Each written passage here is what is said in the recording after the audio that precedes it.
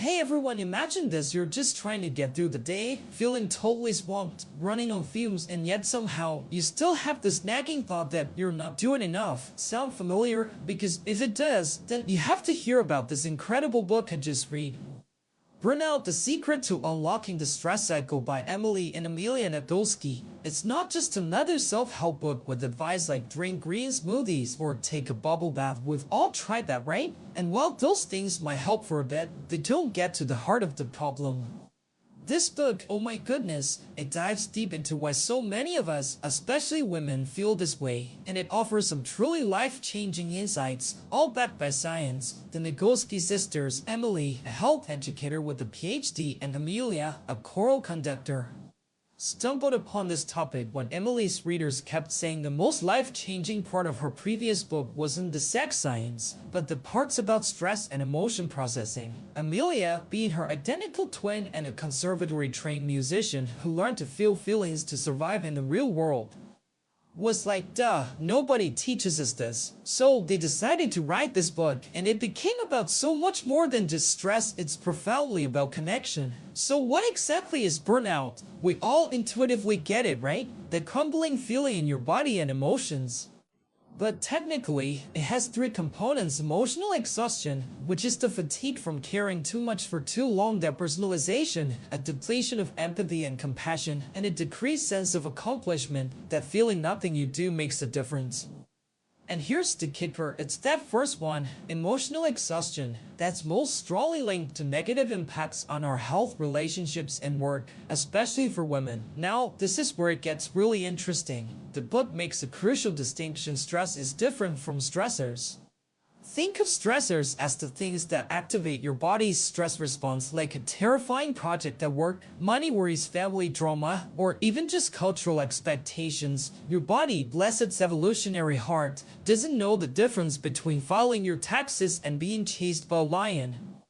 It just floods you with adrenaline, cortisol, and other miracles to help you survive, making your heart pound, muscles tense, and senses sharpen. It's designed for escape or fight. The genius of this book is the idea of completing the stress response cycle. Imagine you're running from a lion and then it's suddenly struck by lightning. Oof, problem gone. But do you instantly feel calm? No, your body is still geared up to run or fight. Or, in a modern example, a jerk at work says something infuriating and your body goes into fight mode. But you have to sit there and be socially appropriate. You can't vault across the table and scratch his eyes out, as tempting as that might be sometimes. Even if you deal with the jerk distressor by reporting him, your body is still soaked in stress juice, waiting for a signal that you're safe, and day after day, that unreleased stress builds up, leading to chronic physical and emotional problems. This is the upside-down world we live in. Often, the stress itself will kill you faster than the stressor will if you don't complete the cycle. So how do we complete the cycle? The book says the most efficient way is physical activity. And no, you don't have to be a marathon runner. It can be anything that moves your body enough to get you breathing deeply: running, swimming, dancing, or even just tensing all your muscles for 20 seconds and then shaking it out with a big exhale. Your body speaks body language, so you need to speak its language. Beyond physical activity, there are other powerful ways to complete the cycle: deep, slow breathing, especially with the long exhalation, like breathing in for a count of 5, holding for 5, and exhaling for 10. Positive social interaction, even casual chats with a barista or a compliment to a stranger, because it signals to your brain that the world is a safe place. Laughter, the deep, helpless belly laughs that increase relationship satisfaction and help regulate emotions. Affection, like a 6-second kiss with a partner or a 20-second hug with someone you trust, which literally changes your hormones and lowers your blood pressure. Even petting a cat for a few minutes can work. And spiritual connection also counts as feeling safe and loved by a higher power. Having a big old cry, you know the relief you feel after a good cry? That's your body completing the cycle. Creative expression, like painting, singing, or writing, as it provides a safe space to move through big emotions. Now, you might be asking, how do I know if I've completed the cycle? It's like knowing you're full after a meal your body just tells you. For some, it's a clear shift in mood, mental state, or physical tension. For others, like Amelia in the book, it's less intuitive at first. Her therapist helped her realize that when anxiety starts, it just ends if you let it. If you've got years of incomplete stress cycles, it might take a while, but you'll feel incrementally better. The key is to schedule time for this into your daily life. Make it a priority. But what about the stressors themselves? The book introduces us to the monitor, your brain's internal mechanism that tracks your goals, effort, and progress. When you put in a lot of effort but make little progress, your monitor gets frustrated, or as they humorously put it, ragey, if it gets really bad. You can fall into a pit of despair, feeling helpless and resigned. They call this FOOP. The good news is we can influence the monitor. For controllable stressors, you use planful problem solving. This is what women are often socialized to do naturally, making lists, keeping calendars, strategizing. But remember, you still need to complete the stress cycle while doing the planning. For uncontrollable stressors, you turn to positive reappraisal. This isn't just looking on the bright side or cultivating optimism, though optimism is great. It's about recognizing that the effort, discomfort, and obstacles have value because there are opportunities for growth and learning.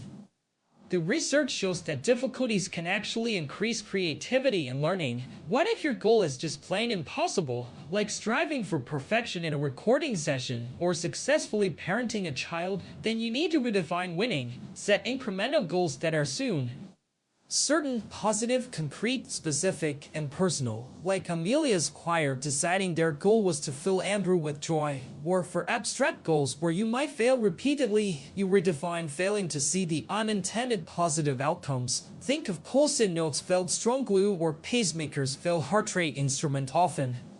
Failure leads to something amazing. Now, the book introduces the real enemy. Embrace yourself. It's the patriarchy.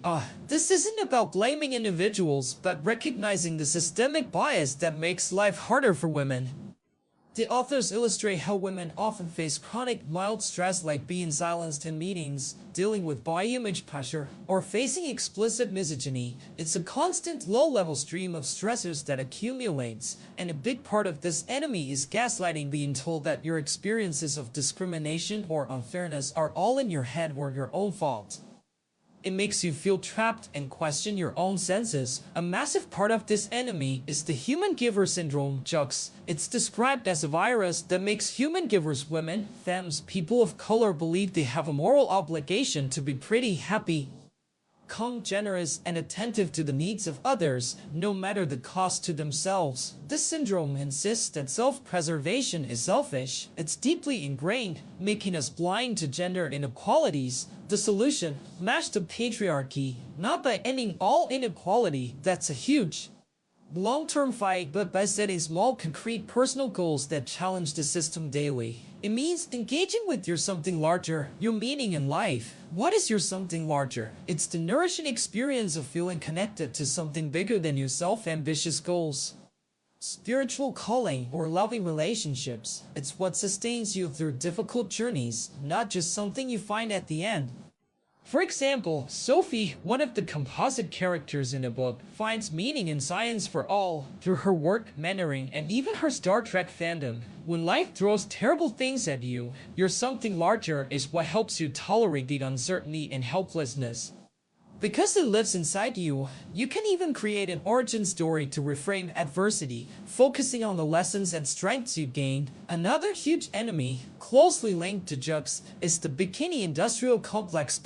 This is the multi-billion-dollar industry that profits from setting an unachievable beauty ideal, think thin, and then selling us endless, ineffective ways to reach it. The book reveals that the BMI chart itself was influenced by weight loss clinics with economic interests. And here's the shocking part: it can be healthier to be significantly over your medically defined healthy weight than just 5 pounds under it. In fact, people in the overweight category may even live longer than those in other categories. This means the stigma against body size can be more dangerous to your health than your actual size. The thin ideal is ultimately about female obedience and control. So, what do we do about the book? The book offers 4 strategies. 1. Mass acceptance. Accept the messy, contradictory feelings you have about your body. It's normal to want to accept it and change it at the same time. 2. You are the new hotness. Redefine beauty on your own terms. Your body today is the new hotness, no matter what it looks like or how it has changed. 3. Everybody is the new hotness. Actively train your brain to see beauty in all body types. Looking at diverse images can actually change your preferences. 4. Hide body. What do you need? Turn your attention inward, away from appearance, and listen to your body's needs like you would an infant. Ask yourself, am I hungry, thirsty, tired, lonely? Your body doesn't need to be a certain shape to deserve food, love, or rest. Finally, the book gets to what truly makes you strong: rest. And not just sleep, though sleep is absolutely non-negotiable and life-preserving. The authors share some shocking facts. Depriving rats of sleep for 2 weeks can literally kill them by impairing their immune systems. And for humans, inadequate sleep impairs everything from physical health and brain functioning to emotional regulation and social interactions. Sleep deprivation is a form of torture, but rest also includes mental rest, like allowing your mind to wander in default mode daydreaming. This is when your brain processes the world, plans for the future, and solves problems without your active effort, leading to increased creativity and productivity. The author suggests that we need to spend, on average, 42 of our time on rest. That's about 10 hours a day. You might scoff and say, I don't have time for that, but the book's stark warning is if you don't take the 42%, the 42% will take you. This includes 8 hours of sleep opportunity, 30 minutes of stress-reducing conversation, 30 minutes of physical activity, 30 minutes paying attention to food, no multitasking, and a 30-minute wildcard for whatever you need. Human giver syndrome makes us feel guilty about resting, as if it's selfish, that it's an act of political warfare to reclaim your rest and sovereignty over your own life. The last piece of the puzzle is dealing with the madwoman in the attic. This is your internal harsh self-critic who tries to bridge the unbridgeable chasm between who you are and who human giver syndrome expects you to be. She tells you you're a failure, not good enough, and makes you believe that only her webbing leads to achievement. The antidote is self-compassion. This isn't easy because healing old wounds hurts and growing stronger can be scary. But by personifying your madwoman and befriending her, you can apply connected knowing to your own internal experience. Treating yourself with the same kindness and compassion you'd offer a friend, you also learn to turn and face the strange, calmly observing uncomfortable truths about yourself or the world without judgment. And finally, gratitude, not just for what you have, but for who you have. Expressing thanks to people and how things happen. Journaling about what made good things possible, including your own strengths and external resources. The ultimate message of Burnout isn't about achieving perpetual happiness, which depends on happenings. Instead, it's about joy, which arises from an internal clarity about your purpose and connection to your something larger. It's about feeling enough, and crucially, realizing that we need other people to remind us we are enough. And we need to do the same for them. Wellness, they argue, isn't a state of being, but a state of action, the freedom to move fluidly through the cyclical, oscillating experiences of being human. And the cure for burnout isn't just self-care, it's all of us caring for one another. It's a revolution that starts within you, that flourishes through connection. So trust your body, be kind to yourself. You are enough just as you are right now, and your joy truly matters. Tell everyone you know.